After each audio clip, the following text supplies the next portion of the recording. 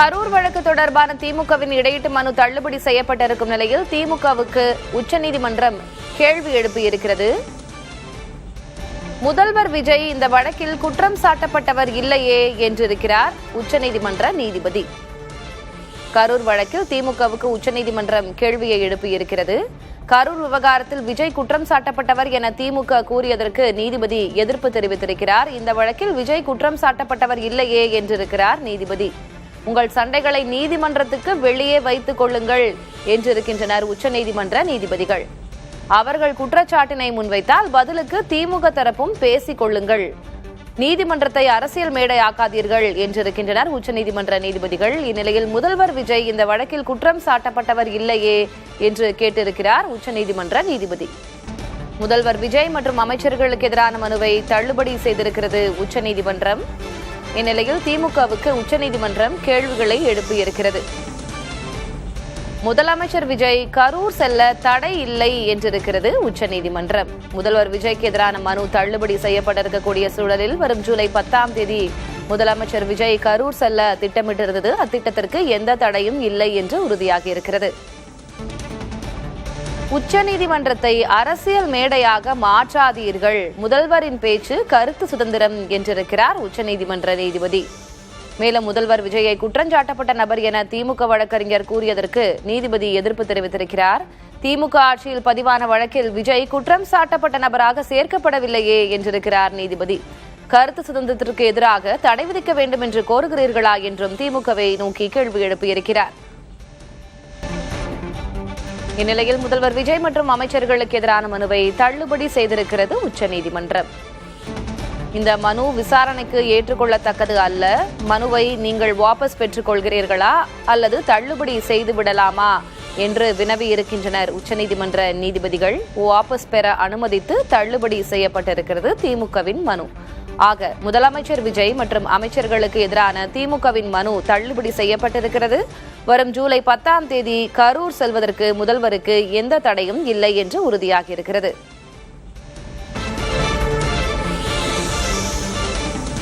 தற்போது திமுக வழக்கறிஞர் வில்சன் செய்தியாளர்களை சந்திக்கிறார், பார்க்கலாம். It shall monitor the investigation carried out by the CBI as directed. மூன்றாவதாக, the committee shall have the liberty to review the evidence collected by the CBI from time to time and supervise the investigation to ensure that it reaches its logical conclusion.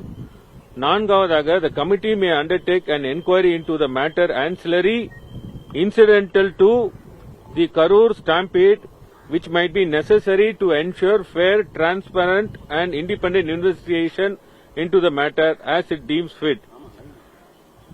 ஐந்தாவதாக, committee shall devise its own procedure as per the directions of the honorable former judge. ஆகவே ஏற்கனவே உச்சநீதிமன்றத்தில் எல்லா அதிகாரமும் 3 நபர்கள் அடங்கிய committee இந்த ஒரு கரூர் சம்பந்தப்பட்ட பிரச்சனைகள் விஷயங்கள் எது இருந்தாலும் இந்த 3 நபர்கள் அடங்கிய கமிட்டி ஏற்கனவே அதிகாரம் கொடுக்கப்பட்டு விட்டது. அந்த கமிட்டி செல்வதற்கு திராவிட முன்னேற்ற கழகத்தை அறிவுறுத்தினால் இன்று அந்த மனுக்கள் வாபஸ் வாங்கப்பட்டு, அது மட்டுமில்லாமல் ஆதவ் அர்ஜுனா அவர் அமைச்சர் அவர்கள் பேசியது கண்டெம்ட் ஆஃப் கோர்ட் என்று கூறியிருப்பதனால், அந்த கண்டெம்ட் ஆஃப் கோர்ட் நீங்கள் சொல்லியிருப்பதனால் அந்த நீங்க என்ன ரைட்ஸ் உங்களுக்கு இருக்கோ அந்த ரைட்ஸ் பிரகாரம் நீங்க ஒர்க் அவுட் பண்ணிக்கலாம். எந்த ரெமெடிஸ் சட்டத்தின் பால் உள்ளது என்பதனால் அந்த சட்டத்தின் பால் நீங்க ஒர்க் அவுட் பண்ணிக்கலாம் என்று இன்னைக்கு இந்த மனுவை திராவிட முன்னேற்ற கழகம் தாக்கல் செய்ததை இன்று வாபஸ் வாங்க அனுமதித்துள்ளார்கள்.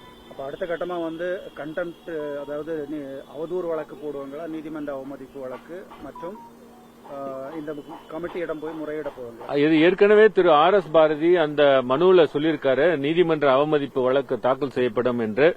அதைதான் இன்று நீதிமன்றமும் சுட்டிக்காட்டியது.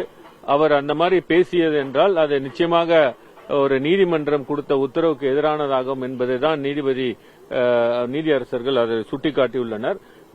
மேலும் நீதியரசர்கள் இந்த கமிட்டி ஏற்கனவே 3 நபர்கள் அடங்கிய கமிட்டிக்கு முழு பவர் இருக்கிறது. எல்லா விஷயங்களும் டைரக்ஷன் கொடுப்பது உள்பட அதிகாரம் அவர்களுக்கு இருக்கிறது. அதனால அந்த பவர் இருக்கும் பொழுது இந்த மனு எப்படி நீங்க வந்து தாக்கல் செய்யலான்னு கேட்டதனால் அறிவுறுத்தின் பேர்ல இந்த மனுவை திராவிட முன்னேற்ற கழகம் வாபஸ் வாங்கி உள்ளது. அடுத்த கட்டமாக திமுக நிச்சயமாக ஏன்னா அது வந்து சாட்சிகள் பிற சாட்சியாக ஆகக்கூடாது.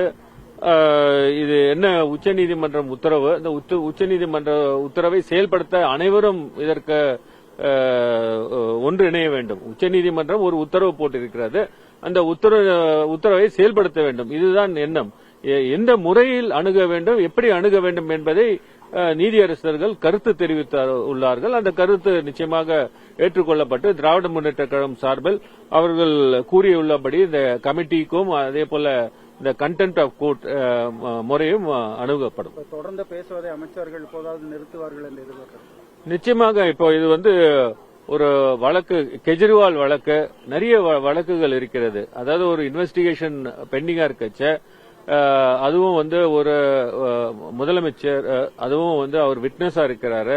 அவரு போய் வந்து அந்த விட்னஸஸ் வந்து நேரடியாக சந்திக்கும் பொழுது நிச்சயமாக இன்ஃபுளுன்ஸ் ஆகிறதுக்கு வாய்ப்புகள் இருக்கிறது. அதே போல ஒரு மாண்புமிகு அமைச்சர் அவர் ஆதவ் அர்ஜுனா, அவர் போய் வந்து ஒரு பிரஸ்ல வந்து ஒரு நேரேட்டிவா அமைச்சர் ஆதவ் பேச்சு தொடர்பாக தனியாக வழக்கு தொடர உச்சநீதிமன்றம் அனுமதி அளித்துள்ளதாக திமுக வழக்கறிஞரும் எம்பிமான வில்சன் தெரிவித்திருக்கிறார். ஏற்கனவே கொடுத்த எவிடன்ஸ்